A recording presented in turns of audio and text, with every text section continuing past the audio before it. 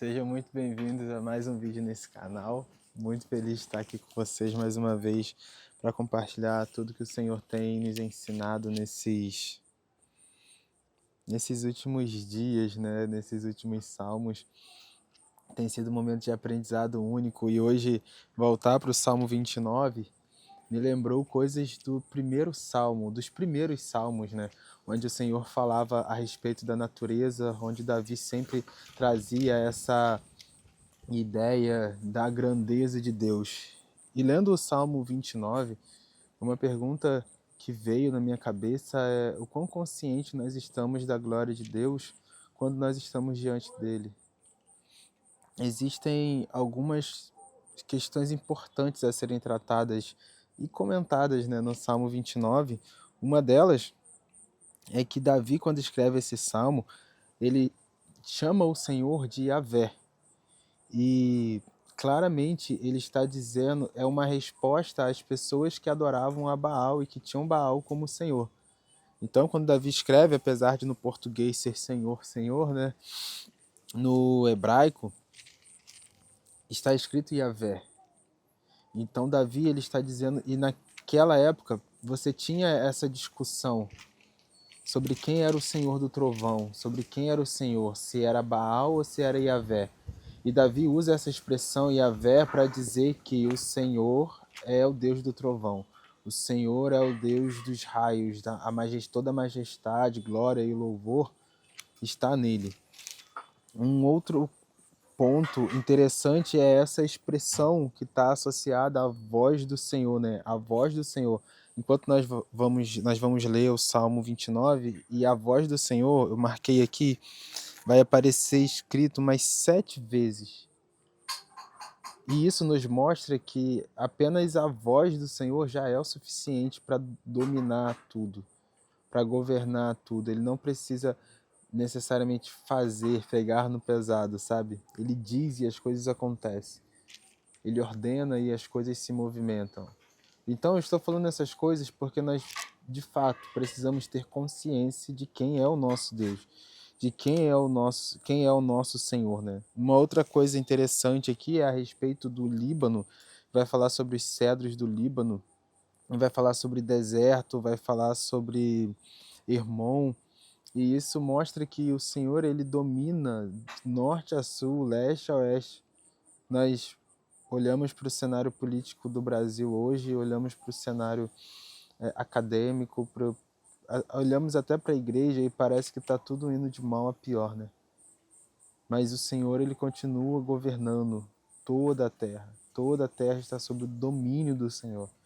E o Senhor é justo e o Senhor é bom. Então, nós vemos muitas das vezes essa imagem de natureza, né? Nós estamos aqui agora no verão, né? Vamos ter muitos vídeos com natureza. Estamos de férias, mas toda essa questão da natureza mostra que o Senhor ele governa as estações, né? Eu estava conversando com Vitória antes de vir para cá e no dia que eu cheguei aqui, ela mandou uma mensagem falando que era o primeiro dia do verão. E nós estávamos conversando, será que a gente está na primavera ou no verão? Qual estação da vida você está vivendo? E o primeiro dia que eu cheguei aqui foi o primeiro dia, né, do verão. Então você entende que não é nada automatizado. O mundo ele não é uma IA ambulante gigante. As coisas acontecem porque o Senhor ordena. Se aqui está ventando muito nos últimos dias. Está ventando porque o Senhor deu ordem ao vento. Então o céu ontem estava muito estrelado. Nós passamos a noite olhando as estrelas. E o Senhor ordenou, chamou, convocou cada estrela pelo próprio nome para que elas surgissem, aparecessem ontem. Ele deu ordem às nuvens para que fossem para algum outro lugar. Então o Senhor ele continua governando. As estações mudam porque o Senhor ordena que as estações mudem. Não tem nada automatizado. A folha cai, as crianças estão nascendo, as pessoas estão terminando seu ciclo de vida aqui na terra, porque o Senhor está ordenando, o Senhor governa tudo. Então Davi ele estabelece o Senhor como Rei eterno, e tem uma expressão que ele diz que o Senhor está entronizado sobre o dilúvio. E isso é maravilhoso, porque o dilúvio está associado a caos, a Noé, a destruição, a coisas que você não tem controle. E Davi diz que o Senhor está entronizado acima disso. Eu não sei o que você está vivendo o que você está passando na sua vida hoje. Não sei quais são os caos que você tem vivido, ou as situações ou circunstâncias difíceis que têm se aparentado, têm aparecido diante de você, mas eu quero dizer para você que o Senhor está acima de tudo isso. E ele estando acima, ele está acima de tudo isso e está a seu favor também. Então você não precisa temer. Você precisa encarar as dificuldades e encarar as circunstâncias difíceis da vida, sabe? Entendendo, tendo essa compreensão. Então, quando você vai para o culto, quando você vai orar, quando você vai jejuar, quando você vai falar de Deus, nós precisamos ter clareza de quem nós estamos falando, porque muitas vezes parece que é algo fantasioso, né? Então, vamos ler o Salmo, né? Tributai ao Senhor, seres angelicais. Tributai glória e força ao Senhor. Tributai ao Senhor a glória devida ao seu nome. Adorai ao Senhor na beleza da santidade. Então Davi está convidando tanto os seres angelicais, tanto os homens na terra, para adorarem ao Senhor, para exaltarem o nome do Senhor, para levarem tributos ao Senhor, para ofertar ao Senhor. Céus e terras oferecem, porque e tudo pelo que Ele é.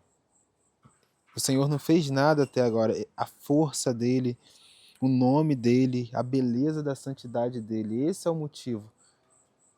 O Senhor, você não deve adorar o Senhor ou fazer cultos de ações de graça simplesmente quando você ganhar alguma coisa do Senhor. Isso é uma coisa que nós temos conversado bastante nesses últimos tempos. Ouve-se a voz do Senhor sobre as águas. O Deus da glória troveja. O Senhor está sobre as muitas águas. A voz do Senhor é poderosa, a voz do Senhor é cheia de majestade. Então essa é a voz daquele que nós adoramos. Então nós lemos um salmo como esse, muitas das vezes nós estamos buscando revelações profundas, nós estamos esperando o céu se abrir, o céu vai abrir, nós estamos esperando ver anjos e veremos anjos, mas ler um salmo como esse, como o Salmo 29, não é simplesmente ali e ticou ali, né? Tá pronto. Não, é para você entender e compreender quem você deve adorar e como você deve adorar. E copiar isso. Copiar essa forma, sabe? E conhecê-lo, sabe? Não só saber quem ele é, mas conhecer o Senhor de fato. Então ele diz que a voz do Senhor, que nós adoramos, a voz do nosso Pai, é sobre as águas. O Deus da glória troveja, a voz dele troveja. O Senhor está sobre as muitas águas, a voz do Senhor é poderosa, a voz do Senhor é cheia de majestade. Então você conhece alguém que tem uma voz cheia de majestade? Pois bem, se você ainda não conhece em vida, pessoalmente, saiba que esse é o Senhor. A voz dele é cheia de majestade. A voz do Senhor quebra os cedros do Líbano. Sim, o Senhor despedaça os cedros do Líbano. Ele faz o Líbano saltar como um bezerro, e Sirion como um garrote selvagem. A voz do Senhor lança chamas de fogo. A voz do Senhor faz tremer o deserto. O Senhor faz tremer o deserto de Gades, de Cádiz. A voz do Senhor faz A voz do Senhor derruba os carvalhos e desnuda as florestas. E no seu templo todos dizem glória. Então todos dizem glória. O deserto, a floresta desnudada, o deserto estremecido, as águas fervendo, todos dizem glória diante do Senhor. O Senhor está entronizado sobre o dilúvio. O Senhor se assenta como rei para sempre. O Senhor dá força ao seu povo. O Senhor abençoa seu povo com paz. E eu amo a forma como qual Davi termina esse salmo, porque às vezes, muitas vezes nós não temos consciência do quão precioso é a paz. Às vezes nós nem sabemos o que de fato é viver em paz. Nós associamos paz a muitas coisas, e muitas dessas coisas estão distantes do Senhor. Então, quando você escuta que você adora um rei, que você serve um Deus como esse, esses são atributos do seu Pai, às vezes você espera ganhar alguma coisa, ser abençoado aqui, ser abençoado aqui, todas essas coisas vão acontecer. O Senhor é Deus, Ele não tem, Ele não economiza em nos abençoar, não mesmo. Essas coisas vão acontecer. Mas você entende que o nosso coração não pode ser roubado por essas coisas? E que não há bênção, e que uma das grandes bênçãos que o Senhor tem para nós, que nós precisamos esperar, é paz? Viver em paz, viver o tempo de paz. Davi, ele falou nos outros salmos, né? Andar em um caminho plano. Então o Senhor, ele tem nos levado para esse lugar. Esses são atributos dele, e ele usa tudo isso para fazer com que a sua família ande em paz, a sua vida ande em paz, as pessoas que estão ao seu redor andem em paz. A nação feliz é uma nação que está em paz, é uma nação que está segura. Então, quando você for orar, a gente está acabando o ano, né? Quando você for orar, ore pedindo paz para o seu estado. Eu moro no estado do Rio de Janeiro e moro na cidade do Rio de Janeiro. Então, olha, todo esse vento, ordem do Senhor. Esse vento não é autossuficiente. Então, ore pedindo paz ao Senhor. Amém? Deus abençoe vocês. Nos vemos no próximo salmo.